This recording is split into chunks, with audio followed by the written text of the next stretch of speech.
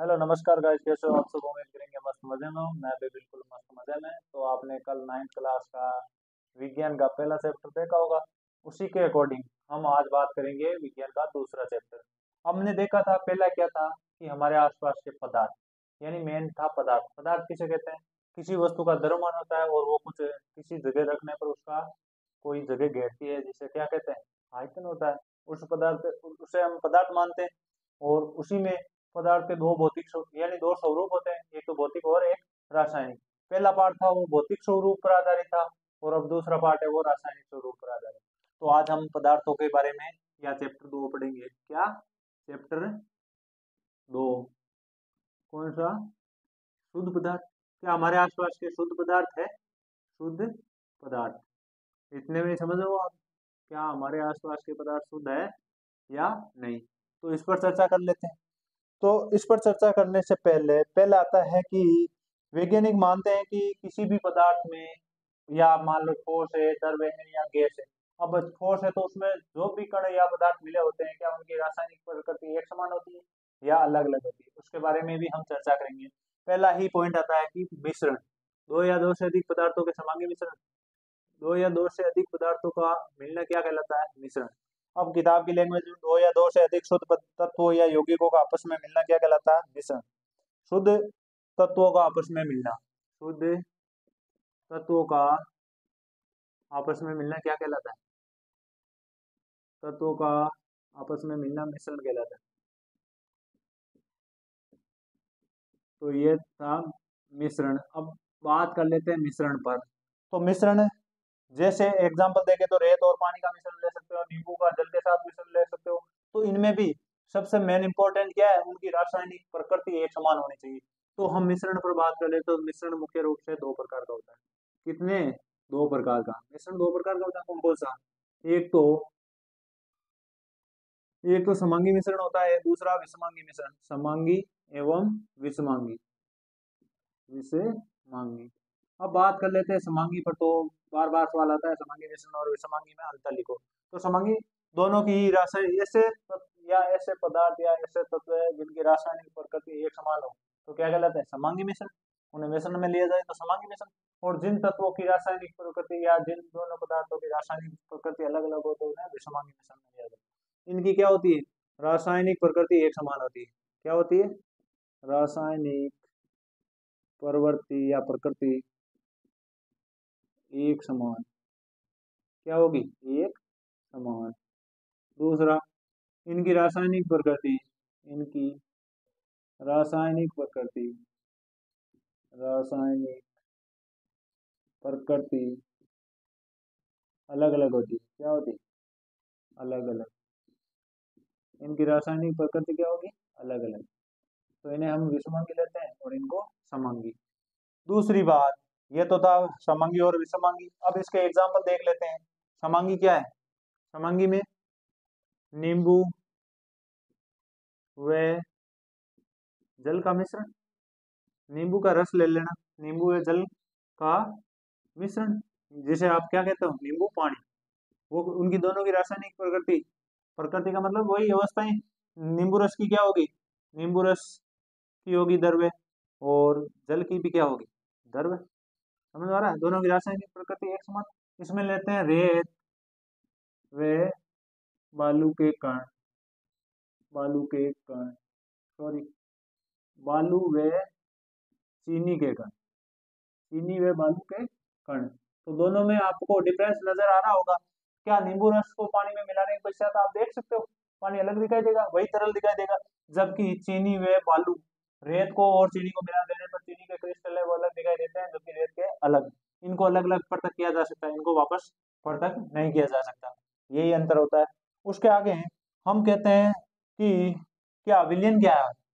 इसके बाद हेडिंग आती है विलियन। क्या आती है? विलियन। विलियन किसे कहते हैं? दो या दो से अधिक पदार्थों के समांगी मिश्रण को क्या कहते हैं? विलियन। दो या दो से अ- दो से अधिक पदार्थ, दो या दो से अधिक पदार्थों का मिलना क्या कहलाता है? अधिक पदार्थों का समांगी मिश्रण विलियन कहलाता है। समांगी मिश्रण क्या कहलाता है? विलियन। ध्यान से देखना। तो दो या दो से अधिक पदार्थों का समांगी मिश्रण विलयन कहलाता है। उससे पहले दो क्वेश्चन है किताब वाले। पहला कि पदार्थ किसे कहते हैं। पहला क्या है, पदार्थ किसे कहते हैं, जिसे किसी स्थान पर रखने पर किसी स्थान पर रखने पर जगह घेरना चाहिए। इसका मतलब क्या होना चाहिए, आयतन। जिस पदार्थ का कोई आयतन होगा उसे क्या कह सकते हैं, हम पदार्थ कह सकते हैं। दूसरा है समांगी और विषमांगी में अंतर। अभी हमने देखा जिनकी रासायनिक प्रकृति एक समान होती है उन्हें समांगी, और जिनकी रासायनिक प्रकृति अलग अलग होती है उसमें विषमांगी कहा जाता है। उसके आगे है विलयन।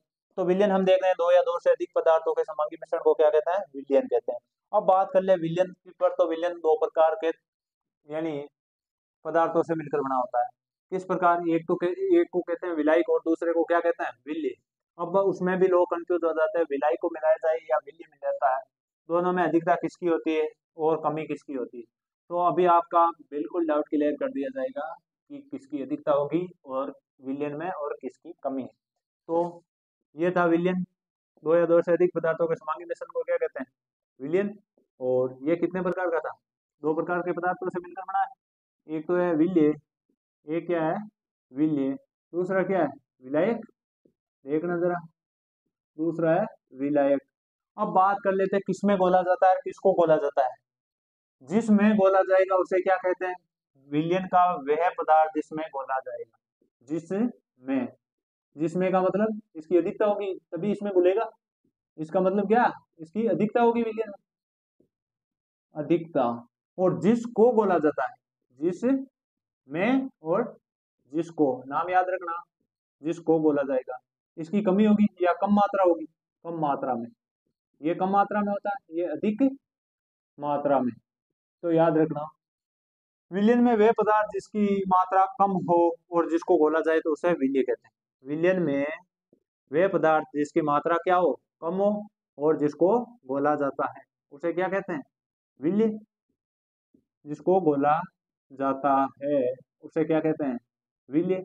अब बात कर लेते हैं विलायक पर। किस पर, विलायक पर। तो जिसकी मात्रा अधिक हो, नाम पर, एक नाम से भी पता कर सकते हैं। विलय में तीन वर्ड आ रहे हैं जबकि वर्ण आ रहे हैं जबकि इसमें चार।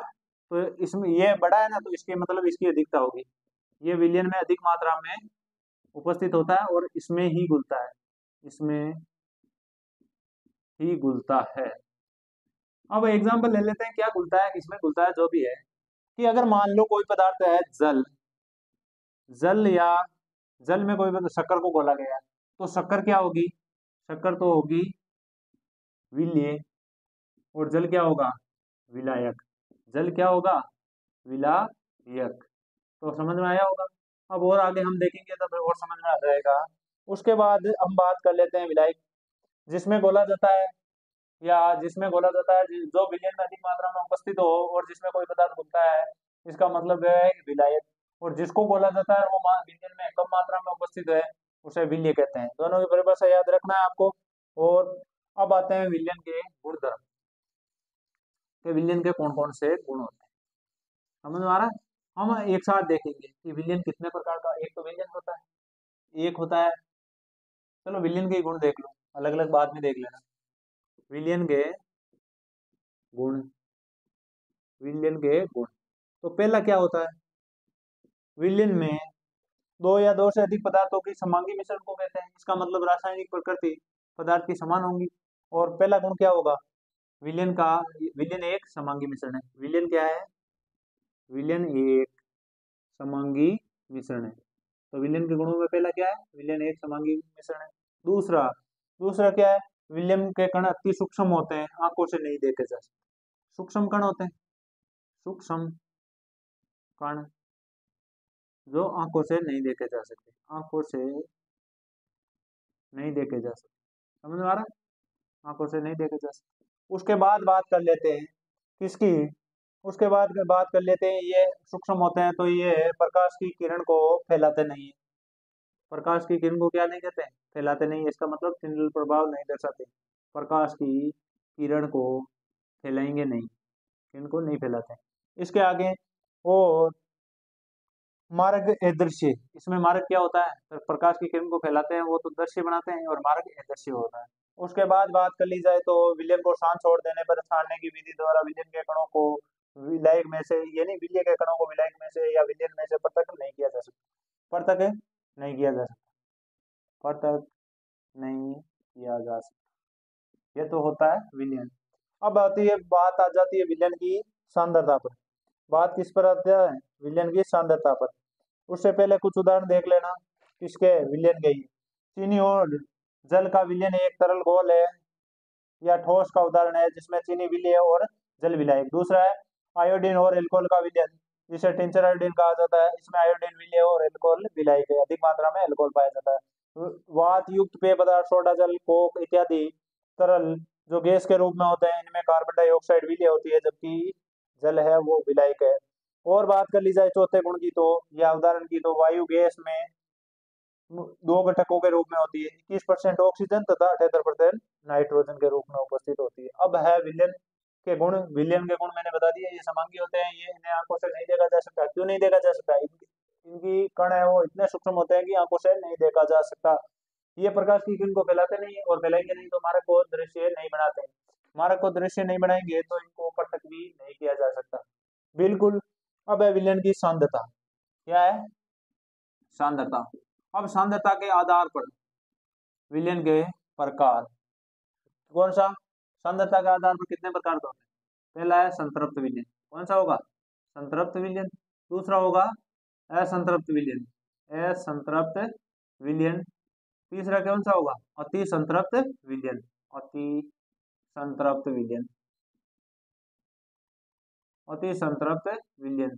तो संतृप्त विलयन किसे कहते हैं, वह विलयन जिसमें विलय पदार्थ जितना घुलना चाहिए उतना ही घोला जा सकता है, यानी निश्चित मात्रा में विलय पदार्थ घोला गया हो तो उसे संतृप्त विलयन कहेंगे। और निश्चित मात्रा से कम घुला हो, निश्चित मात्रा, क्या, निश्चित मात्रा, इतना ही याद रखना है, निश्चित मात्रा, तो उसे क्या कहते हैं, संतृप्त। निश्चित मात्रा से कम तो क्या कहेंगे, असंतृप्त। और निश्चित मात्रा से अधिक विलय पदार्थ घोला जाए, याद रखना विलय पदार्थ की बात कर रहा हूँ, अधिक विलय पदार्थ घोला जाए तो उसे अति संतृप्त विलयन कहते हैं।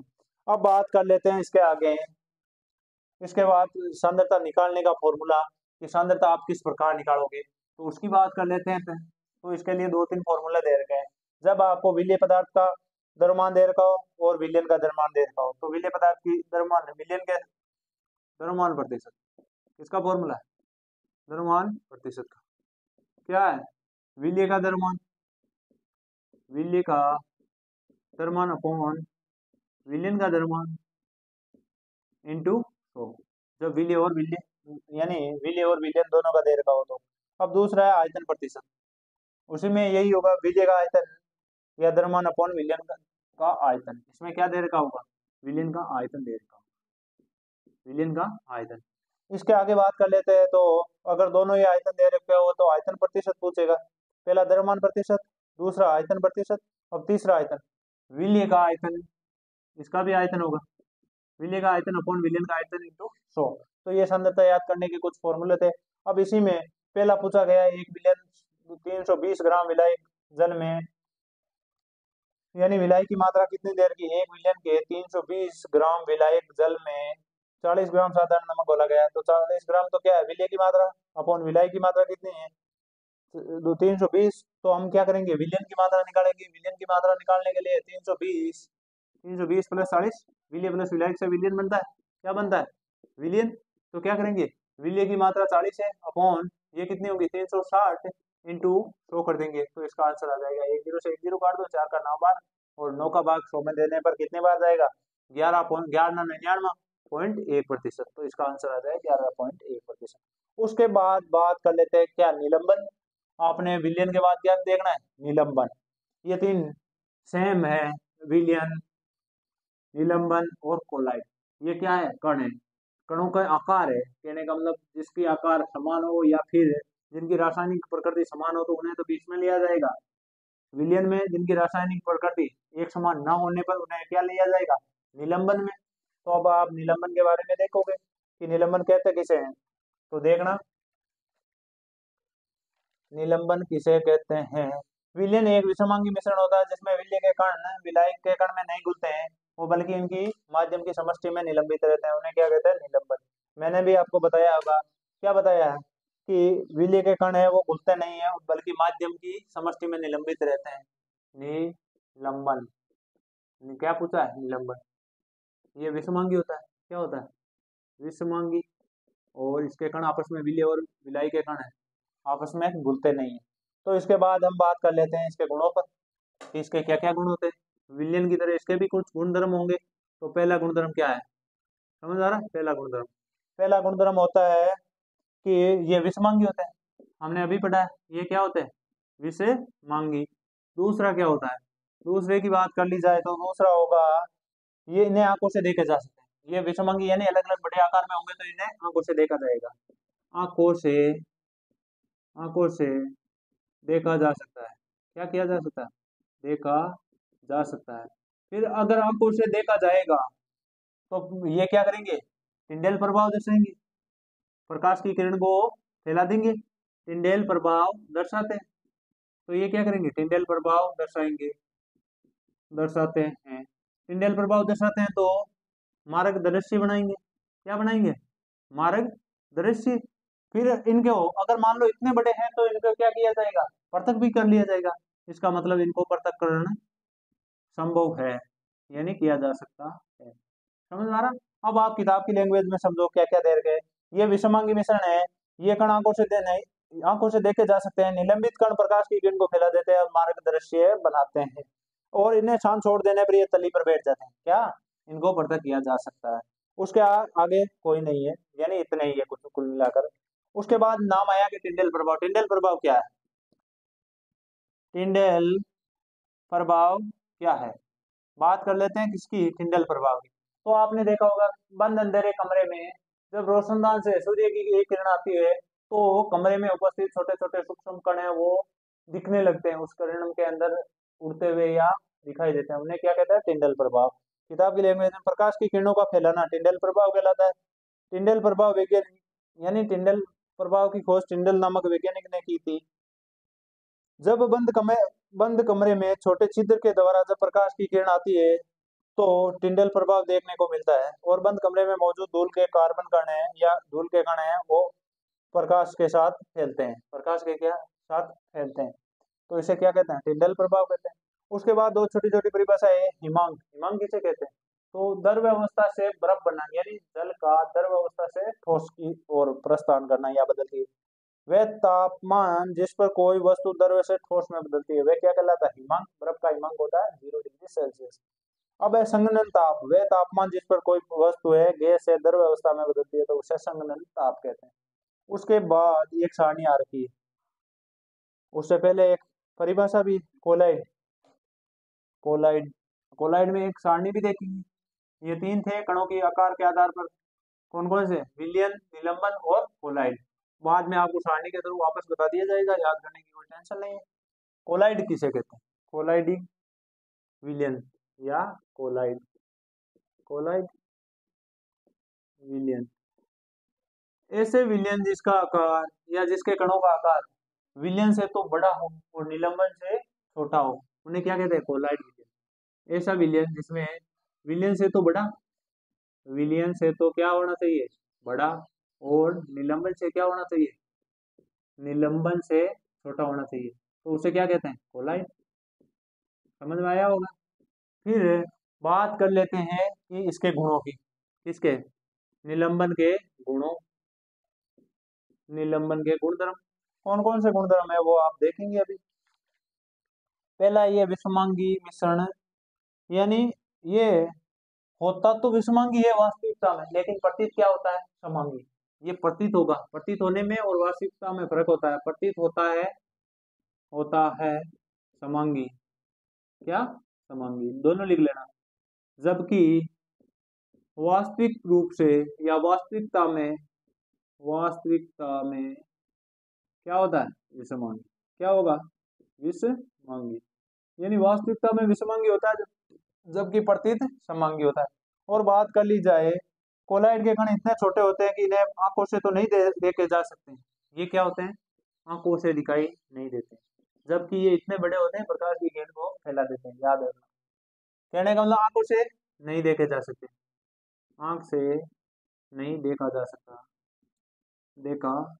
सकता, जबकि ये इतने बड़े भी होते हैं कि प्रकाश की किरण को फैलाने में कार्य करते हैं, यानी प्रकाश की किरण को फैला देते हैं, प्रकाश की किरण को फैला देते हैं। समझ में आ रहा है? यानी निलंब कोलाइड में क्या होगा, ये प्रकाश की किरण को फैला देते हैं और मार्ग क्या बनाते हैं, प्रकाश की किरण फैलेगी तो मार्ग क्या होगा, दृश्य होगा। और इसको एक विशेष तकनीक द्वारा पृथक, यानी इस विलयन को ऐसे तो पृथक नहीं किया जा सकता, या इसके कण तली में नहीं बैठते, इनको उपकेंद्रीय विधि द्वारा, किस विधि द्वारा, अपकेंद्रीय विधि द्वारा पृथक किया जा सकता है, अपकेंद्रीय विधि द्वारा पृथक किया जा सकता है। अब आपको बता दें अपकेंद्रीय विधि, वैसे तो आपके सिलेबस में विधियां नहीं है, फिर भी बता दें, आपने देखा होगा कि ऐसी विधि जिसमें किसी पदार्थ के या फिर किसी पात्र के केंद्र की ओर लगने वाला बल, या केंद्र की जिसमें बल है वो केंद्र की ओर लगता है, उसे अपकेंद्रीय विधि या अपकेंद्रीय बल कहते हैं। और जिसके द्वारा किसी मिश्रण में से पदार्थों को पृथक किया जा सकता है, इस विधि को अपकेंद्रीय विधि कहते हैं। यानी अपकेंद्रीय बल द्वारा जिन पदार्थों को पृथक किया जाता है, इस विधि को अपकेंद्रीय विधि कहते हैं। अब उसके बाद आगे बात कर ली जाए कि एक सारणी है जिसमें आपको यानी क्या दिया जाएगा, एक तो आपको प्रक्षिप्त अवस्था और एक प्रक्षेपण माध्यम दिया जाएगा। जैसे एक दो मैं पढ़कर बता रहा हूँ, प्रक्षिप्त अवस्था है द्रव्य, प्रक्षेपण माध्यम है गैस, तो एरोसोल बनेगा जिसे कोहरा, बादल, कुआसा बनता है उदाहरण के रूप। और इसमें से सारणी में से प्रत्येक वर्ष प्रत्येक परीक्षा में अर्धवार्षिक हो या वार्षिक में एक सवाल पूछा ही जाएगा, सार्वभौमिक सत्य बात है। चलो याद कर लेना इस सारणी को। फिर उसके बाद आगे बढ़ते हैं हम, तो आगे क्या है, आगे बढ़ते हैं, आगे क्या है, पहले सुन लो प्रक्षिप्त अवस्था और प्रक्षेपण माध्यम। विलीय पदार्थ की तरह का घटक क्या कहलाता है, प्रक्षिप्त अवस्था। और विलायक की तरह या जिसमें प्रक्षिप्त अवस्था निलंबित रहती है या विलायक की तरह होता है, उसे क्या प्रक्षेपण माध्यम कहते हैं। अब उसके बाद हम बात कर लेते हैं किस पर, हम बात करेंगे डायरेक्ट, हम बात कर लेते हैं कि आपको अब केमिस्ट्री या ऑर्गेनिक की तरफ ले चलते हैं, विधियां आपके सिलेबस में नहीं है। उससे पहले विधियां सिलेबस में नहीं है, फिर भी आपको क्या दो प्रकार के परिवर्तन बताए जा सकते हैं। कौन कौन से परिवर्तन होते हैं वो देखना, भौतिक एवं रासायनिक परिवर्तन। कौन कौन से, भौतिक और रासायनिक। भौतिक परिवर्तन किसे कहते हैं, ऐसा परिवर्तन जिसमें पदार्थ की भौतिक गुणों में परिवर्तन होता है तो उसे भौतिक परिवर्तन कहते हैं। रासायनिक परिवर्तन किसे कहते हैं, ऐसा परिवर्तन जिसमें पदार्थ के रासायनिक गुणों में परिवर्तन होता है। भौतिक गुण कौन कौन से होते हैं, समझ में आ रहा है, और रासायनिक गुण कौन, रासायनिक गुणों में परिवर्तन होगा तो कोई नया पदार्थ बनेगा, और भौतिक परिवर्तन में आप उसके आकार को बदल सकते हो, आकृति को बदल सकते हो, लेकिन जब बल हटाओगे तो वह पूर्व अवस्था में आना चाहिए। समझ में आ रहा है, तो इसका मतलब आप क्या कर रहे हो, भौतिक परिवर्तन कर रहे हो। यानी उस पर से बल हटा लेने पर वो अपनी पूर्व अवस्था में आता है तो इसका मतलब भौतिक परिवर्तन है। और अगर पूर्व अवस्था में नहीं आता है तो वह क्या है, रासायनिक परिवर्तन है। अब आपको एक दो एग्जांपल बताऊंगा भौतिक परिवर्तन और रासायनिक परिवर्तन, तो किस प्रकार भौतिक परिवर्तन होता है और रासायनिक परिवर्तन होता है। अब आप देखोगे आगे वाले पेज में कुछ क्वेश्चन आंसर दे रखे हैं कि भौतिक और रासायनिक के पहचानो। तो पहला दे रखा है पेड़ों को काटना, पेड़ों को काटने के पश्चात क्या वापस आप पूर्वावस्था में ला सकते हो, नहीं, एक बार कटने के पश्चात टुकड़े हो सकते हैं, बाकी पूरा एक पेड़ नहीं बनाया जा सकता। इसका मतलब बिना सोचे समझे आपको क्या कर देना है, रासायनिक परिवर्तन। दूसरा है मक्खन का एक बर्तन में पिघलना, अरे मक्खन का पिघलना तो क्या जम भी सकता है वापस, तो इसे क्या कहते हैं, भौतिक परिवर्तन। दूसरी की बात कर ली जाए तो मक्खन का एक बर्तन में पिघलना, उसके बाद है अलमारी पर जंग लगना, भूरे रंग का जंग होता है, क्या उसे वापस जंग को मिटाया जा सकता है, नहीं, जंग को साफ किया जा सकता है, वापस पहले की अवस्था में नहीं होगा। जंग लगना, भूरे रंग की परत जमना, या लोहे पर भूरे रंग की परत जमना, या संसारित होना कह सकते हैं। इसका मतलब है क्या होगा, रासायनिक परिवर्तन। जल का उबलकर वाष्प बनना, ये कौन सा होगा, भौतिक होगा। वाष्प को वापस ठंडा करने पर क्या बनाया जा सकता है, जल बनाया जा सकता है। कभी आपने देखा होगा या प्रयोग किया होगा या छोटी क्लासों में आपने पढ़ा होगा, क्या पढ़ा था कि जब आप किसी बर्तन को या बर्तन में पानी को गर्म करते हो तो उससे क्या निकलेगी, जल वाष्प या वाष्प निकलेगी। उस पर आपको कुछ दूरी पर एक बर्तन लगा देना, बर्तन के ऊपर क्या करना है, बर्फ रख देनी, तो संघनन, कल पढ़ा होगा आपने भौतिक स्वरूप में संघनन, पदार्थों के भौतिक स्वरूप में संघनन। तो उसके बाद जब आप कोई ढक्कन रखते हो और उसके ऊपर बर्फ लगा देते हो तो क्या होगा, वाष्प है वो जमने लगती है, और किसके रूप में जमती है, जल की बूंदों के रूप में। उसे एक अलग पात्र में निकाला जा सकता है या वापस पानी बनाया जा सकता है। इसका मतलब जल यानी जल का उबलकर वाष्प बनना क्या कहलाता है, भौतिक परिवर्तन। उसके आगे किसी जल में साधारण नमक का घुलना, जल में साधारण नमक का घुलना। अब आप नमक को घोलकर वापस भी नमक प्राप्त कर सकते हो। किस प्रकार, जब आप पानी से या पानी में घोलकर घुले जल को, विलयन को गर्म करोगे तो जलवाष्प के रूप में जल तो बाहर आ जाएगा और नमक रहेगा शेष। इसका मतलब ये भी भौतिक परिवर्तन है। अब फलों से सलाद बनाना, क्या फल काटने के पश्चात वापस पूरा फल प्राप्त किया जा सकता है, नहीं किया जा सकता। इसका मतलब ये भी क्या होगा, कौन सा परिवर्तन होगा, तो ये रासायनिक परिवर्तन होगा। अब है लकड़ी और कागज का जलना, जलने के पश्चात नया पदार्थ बनता है। नया पदार्थ बनता है, ये हमारे दिमाग में आइडिया आ जाना चाहिए, कौन सा, रासायनिक परिवर्तन। इसका मतलब इसमें रासायनिक परिवर्तन। अब है कि शुद्ध पदार्थ, शुद्ध पदार्थों के क्या प्रकार है, तो इसके अंदर हम शुद्ध पदार्थ के छोटे से छोटे या पदार्थों को, शुद्ध पदार्थों के बारे में पढ़ेंगे, किस प्रकार इनका रासायनिक संगठन के आधार पर इनको वर्गीकृत किया गया है। तो पहला आता है तत्व, क्या आएगा, पहला तत्व। अब मैं बता रहा हूँ तत्व की जीवनी, समझ आ रहा है कि तत्व की खोज कैसे हुई, किसने की, क्यों की, क्या हुआ होगा। तो बात कर लेते हैं तत्व। अल्बर्ट बॉयल या रॉबर्ट बॉयल, एल्बर्ट नहीं, रॉबर्ट बॉयल ने पहले वैज्ञानिक थे जिन्होंने 1661 में सर्वप्रथम तत्व शब्द दिया। फ्रांस के रसायनिक एंटोनी लॉरेंट लवाइजिए या लेवाइसिए सन 1743 से 1794 तक इनकी जीवन काल था। सबसे पहले तत्व की परिभाषा दी थी, समझ में आ रहा है। और उनका अनुसार तत्व पदार्थ का वह मूल रूप है जिसे रासायनिक प्रक्रिया द्वारा सरल नहीं किया जा सकता या और अधिक विभाजित नहीं किया जा सकता। तत्व क्या है, वे सरलतम रूप है, वे सरलतम रूप है या वे सूक्ष्मतम रूप है, सूक्ष्मतम रूप है जिसे और अधिक विभाजित नहीं किया जा सकता, जिसे और अधिक विभाजित नहीं किया जा सकता। क्या नहीं किया जा सकता, विभाजित, जिसे और अधिक विभाजित नहीं किया जा सकता, उन्हें क्या कहते हैं, तत्व कहते हैं। अब बात कर लेते हैं, तत्व दो प्रकार के होते हैं। तत्व क्या, दो प्रकार के होते हैं। कौन कौन से होंगे वो आपके सामने। तत्व दो प्रकार के होते हैं, कौन कौन से, धातु और अधातु। धातु किसे कहते हैं, धातु, तो धातु किसे कहते हैं। अब बात कर लेते हैं धात्विक तत्वों के बारे में। एक तीसरा भी होता है क्या, उपधातु भी होता है, उपधातु। अब धातु किसे कहते हैं, वे खनिज या वे खनिज अयस्क जो क्या आर्थिक रूप से लाभदायक हो, उन्हें क्या कहते हैं, धातु तत्व कहते हैं। अधातु जो लाभदायक नहीं होती। उपधातु जो धातु और अधातु दोनों का गुण दर्शाती है। या फिर दूसरी परिभाषा भी देख सकते हैं, जिसमें विद्युत या ऊष्मा का चालन होता है वह धातु होती है, जिसमें चालन नहीं होता है वह अधातु। अब बात कर लेते हैं इनके गुणों की, इनके इनके गुणों। तो गुण क्या क्या होते हैं, पहले धातु के सुनना, पहले धातुओं के सुन बोलो तो ये धात्विक, इनमें धात्विक चमक पाई जाती है। क्या पाई जाती है, धात्विक चमक। आपने देखा होगा किसी भी धातु पर जब सूर्य का प्रकाश पड़ता है तो वे चमकने लगती है, इसे धात्विक चमक कहते हैं। दूसरा, ये कठोरता भी दर्शाती है, क्या, कठोरता। तीसरा क्या देखोगे, तीसरा आप देखोगे कि ये आघात वर्धनीय होती है, इनको पीटने पर चदरों के रूप में डाला जा सकता है। आघात वर्धय, आघात वर्धीय होती है। चौथा आप देखोगे कि तन्य होती है, क्या होती है, तन्य। तन्य का मतलब है इनको गर्म करके तारों के रूप में खींचा जा सकता है। फिर ये दावनिक होती है, क्या होती है, दवनिक। दवनिक का मतलब इनको पीटने पर ध्वनि उत्पन्न होती है। आपने विद्यालय की घंटी देखी होगी, या फिर किसी भी आपने हमारे बर्तन को गिराते हो तो क्या ध्वनि उत्पन्न होती है, तो वे दावनिक गुण दर्शाती है, या इसे सोनोरस भी कहते हैं। अब उसके बाद बात कर ली जाती है अगले वाले गुण की, तो ये विद्युत और ऊष्मा की सुचालक होती है। क्या होती है, विद्युत एवं ऊष्मा की सुचालक। तो आप चाहो जितने धातुओं के गुणधर्म लिख सकते हो।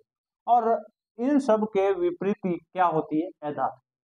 आपको लिखना है धात्विक नहीं होती, यानी धात्विक चमक नहीं होती या चमकीली नहीं होती, धात्विक चमक नहीं होती। दूसरा क्या लिखना है, कठोर नहीं होती, यानी मुलायम होती, मुलायम होती। तीसरी क्या लिखना है आपको, आघात वर्धनीय नहीं होती, क्या, आघात वर्धनीय नहीं होती। आघात वर्जी यानी चोट लगाने पर यह फैलती नहीं, टूट जाती, बिखर जाती। फिर तन्य नहीं होती, आघात वर्जनी नहीं होती है, तन्य नहीं होगी, तन्य भी नहीं होगी, तो फिर दावनिक भी नहीं होगी, दावनिक भी नहीं होगी। फिर उसके बाद बात कर ली जाती है ऊष्मा और विद्युत की क्या होती है, कुचालक होती है। अब बात कर लेते हैं उपधातु पर। तो उपधातु किसे कहते हैं, जो धातु और अधातु दोनों के गुण दर्शाते हैं उन्हें क्या कहते हैं, उपधातु। अब बात करेंगे इनके अपवादोपति, धातु होते हुए भी अधातुओं के गुण प्रदर्शित करना, अधातु होते हुए भी धातुओं के गुण प्रदर्शित करना। तो क्या होता है, हमने क्या कहा था, धातुएं कठोर होती, इसका उल्लंघन कौन करेगा, क्षारीय धातु। कौन करेगा, क्षारीय धातु, जिन्हें लिनांक द्वारा पढ़ा जाता है, लिनांक, लिनांक का मतलब लिथियम सोडियम पोटेशियम। ये धातुएं होते भी इतनी मुलायम या इतनी ज्वलनशील होती है, या फिर इनको कठोर, ये वह सॉरी ये कठोरता का प्रदर्शित नहीं करेगी। कहने का मतलब ये इतनी ज्वलनशील होती है कि ये वायु और जल के साथ आग पकड़ देती है। उसके बाद हम देखेंगे कौन सा, कि ये धातु जो, चलो, ऐसी धातु जो कमरे के ताप पर द्रव अवस्था में, हम क्या कहते हैं, ठोस अवस्था में होती है। यह कहाँ होती है, द्रव अवस्था में। यहाँ पर कौन सी मरकरी और पारा होगी, जो इसमें होगी ठोस अवस्था में या द्रव अवस्था में, कमरे के ताप पर द्रव अवस्था में पाई जाती है। अब बात कर लेते हैं धातुओं के एक आधे गुणधर्म की, कि कुछ तत्व धातु और धातु, यानी इसमें क्या होता है, ब्रोमीन ए धातु होते हुए भी क्या होती है, चमकीली होती है। समझ में आ रहा, ये भी इसका अपवाद है। अब एक दिन अपवादों के बारे में चर्चा कर लेंगे हम। और अब हम देखेंगे धातु और अधातु के गुण। ये परीक्षा में सवाल आया था कि आप एक ए धातु या उप धातु का नाम बताइए। तो धातु और अधातु के बीच के गुण कौन दर्शाएगा, सिलिकॉन, जर्मेनियम। अब है उसके बाद तत्व के बाद आता है यौगिक। और यौगिक किसे कहते हैं, दो या दो से अधिक तत्वों से मिलकर बना पदार्थ क्या कहलाता है, यौगिक। दो या दो से अधिक तत्वों से मिलकर बना पदार्थ क्या कहलाता है, यौगिक। तो बात यौगिक पर कर लेते हैं। देखो देखिए किस प्रकार है। उम्मीद कर रहे हैं कि वीडियो आपको अच्छा लग रहा है। अच्छा लग रहा है तो आप अपने 10 फ्रेंडों को बिल्कुल शेयर करेंगे, चाहे वो व्हाट्सएप पर हो, चाहे फेसबुक पर हो, चाहे इंस्टाग्राम पर, चाहे वो यहाँ से देख रहे हो, चाहे 100 किलोमीटर दूर से। 9th क्लास में है तो आप वीडियो को जल्दी से जल्दी शेयर करेंगे। अब बात यौगिक पर कर लेते हैं। दो या दो से अधिक तत्वों के नियत अनुपात या रासायनिक तौर पर संयोजन से बना पदार्थ क्या कहलाता है, यौगिक। यौगिक कहलाता है, क्या कहलाएगा, यौगिक। समझ में आ रहा है, दो या दो से अधिक तत्व, दो या दो से अधिक तत्वों से निर्मित, अधिक तत्वों से बना पदार्थ या जिनके निश्चित रासायनिक संयोजन से बना पदार्थ क्या कहलाता है, यौगिक। तो यौगिक की परिभाषा सुनो, दो या दो से अधिक तत्वों के रासायनिक संयोग या संयोग से बना पदार्थ क्या कहलाता है, यौगिक।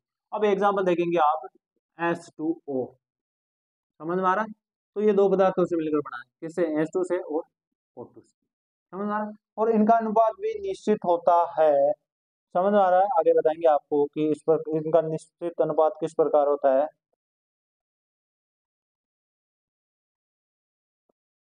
अब बात कर लेते हैं दूसरा, कि HCl अम्ल की, तो H प्लस Cl से क्या बनता है, HCl। दूसरी ये क्या है, यौगिक, ये होता है यौगिक। और ये क्या है, तत्व। समझ आ रहा, ये तत्व आपको याद होने चाहिए, कितने तक, सीरियल से क्रम से 30 तक तो आने चाहिए। मैं आपको सुना रहा हूँ।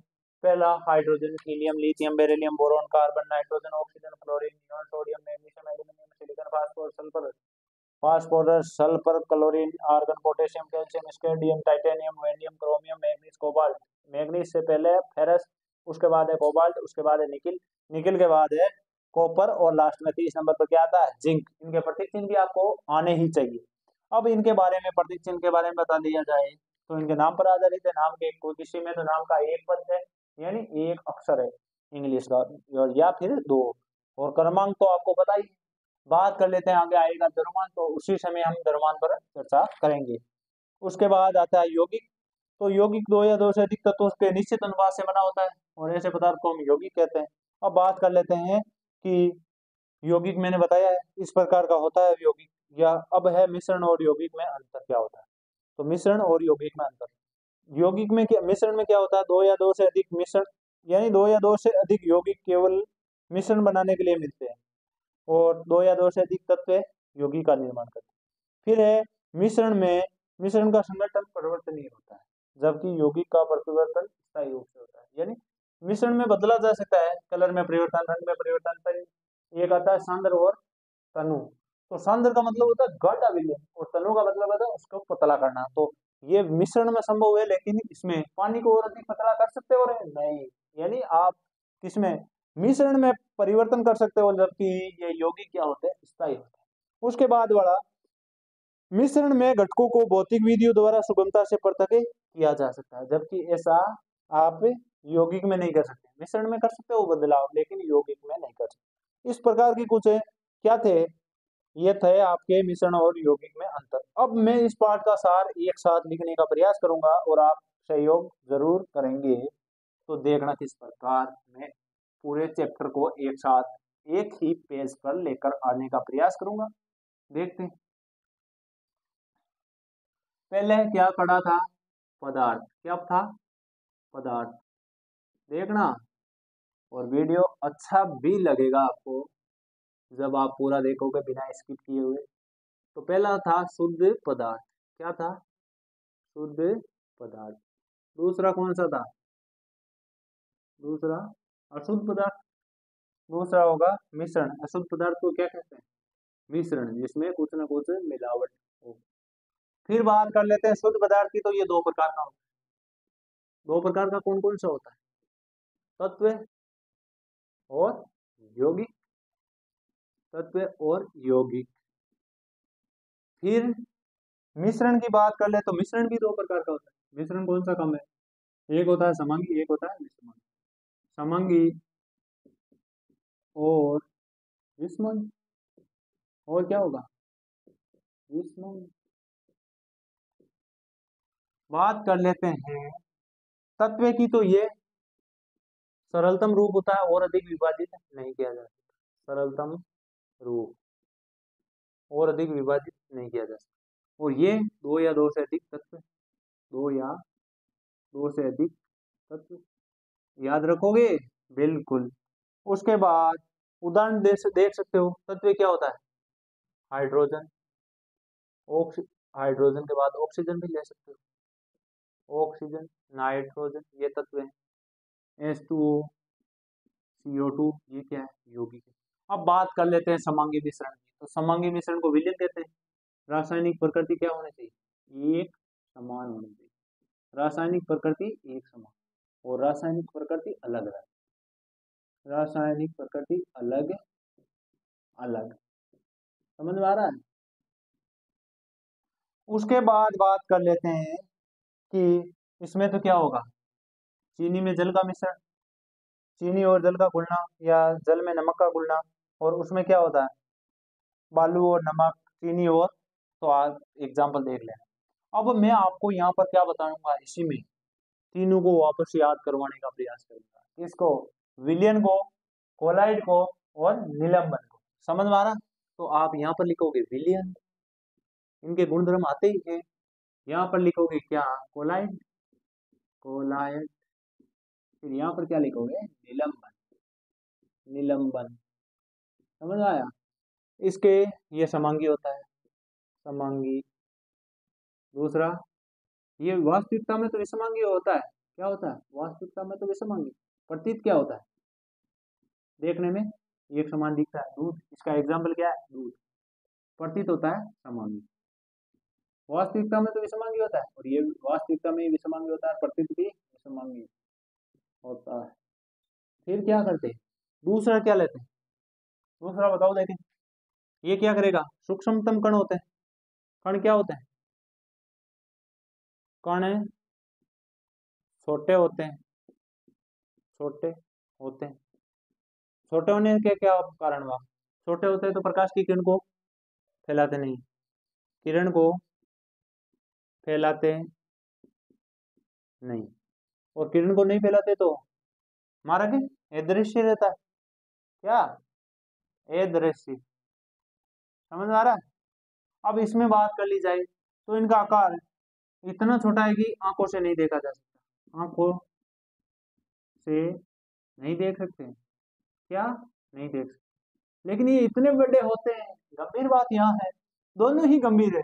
कि विषमांगी होता है वास्तविकता में, लेकिन प्रतीक क्षणमांगी होगा। ये इतने छोटे हो गए थे कि आंखों से नहीं देख सकते, आंखों से नहीं देख सकते, जबकि किससे देख सकते हैं? ये प्रकाश की किरण को फैला देते हैं। क्या करते हैं? प्रकाश की किरण को फैलाते हैं। और किरण को फैलाने का मतलब मारक है वो दृश्य बनाते हैं। मारक क्या बनाते हैं? दृश्य बना देते हैं। और अब बात कर ली जाए इनकी, तो इनको शांत छोड़ देने पर ये तली पर नहीं बैठने वाले, या इनको पृथक नहीं किया जा सकता, पृथक्करण नहीं किया जा सकता। और दूसरा इनका ऐसे तो पृथक्करण नहीं किया जा सकता, अपकेंद्रीय विधि द्वारा पृथक्करण किया जा सकता है। अपकेंद्रीय विधि द्वारा पृथक किया जा सकता है। अपकेंद्रीय विधि द्वारा पृथक किया जा सकता है। बात इनकी कर ले तो ये बड़े आकार के कण होते हैं, बड़े आकार के कण होते हैं, बड़े आकार के। तो ये क्या करेंगे? किरण को फैलाते हैं, किरण फैलाएंगे, किरण फैलाते हैं तो क्या करेंगे? मारक की दृश्य बनाएंगे। क्या बनाएंगे?